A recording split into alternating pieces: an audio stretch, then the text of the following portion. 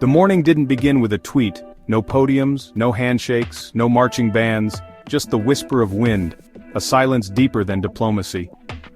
King Solomon stood, not in robes or royalty but with weathered sandals, holding only time-tested wisdom. To his left, Donald J. Trump. Red tie, tanned resolve, hands mid-gesture as if tweeting without a phone. To his right, Vladimir Putin, still, eyes scanning the horizon like a chessboard, cold as Siberian strategy. But this wasn't a summit. There was no translator, no press, no promises. It was a lesson. From every path people came, activists, senators, students, soldiers, journalists, not to vote, not to protest, but to watch. Solomon raised a hand. A trail of ants marched across the cracked earth. Trump squinted. "Where's the teleprompter?"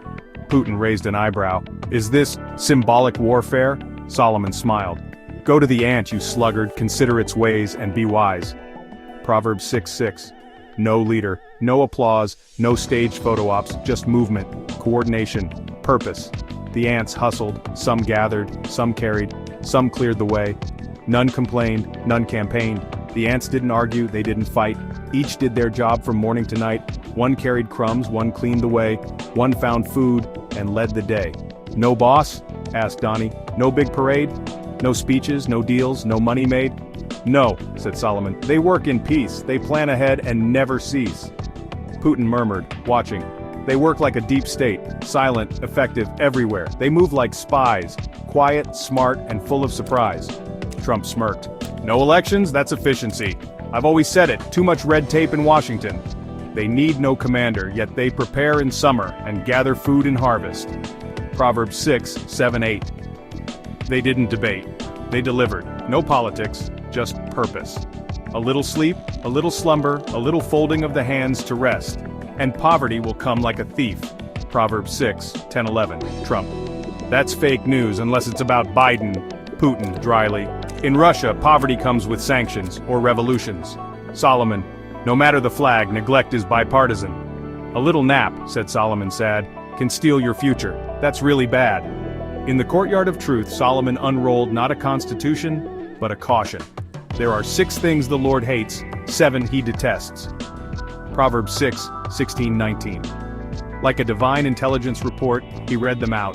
Haughty eyes, campaigning without character, lying tongue, press releases with no truth, hands that shed innocent blood, wars for ego, not justice, a scheming heart, backroom deals, hidden agendas, feet that rush to evil, reactionary laws, fear-driven decisions, false witness, leaks and lies disguised as truth, one who stirs up dissension, political trolling, division as a strategy. Putin nodded. "These are the sanctions of the soul." Trump muttered, "Sounds like an impeachment checklist." "Leaders," said Solomon, "must never stoop so low." Can a man scoop fire into his lap and not be burned? Proverbs 6:27. Trump, half joking, "Depends on the media coverage." Putin, low. "Fire always reveals weakness. Bribery, pride, lust for power. They burn slowly until they explode." The crowd didn't leave with policies, they left with principles. No treaties signed, but truth declared, "Work like ants. Lead without ego. Plan in summer. Govern with purpose." Solomon turned to them all. "Wisdom is not won in elections. It's earned in discipline, protected by integrity, and often whispered, not shouted." Putin blinked. "Even silence speaks truth." Trump raised a hand. "Can we brand this like antonomics or something?" Solomon smiled. "Wisdom is not a brand, it's a burden, carried by those who dare to lead well." Integrity 7. Ego 0 ants, still undefeated. Wisdom, not always loud, but always right.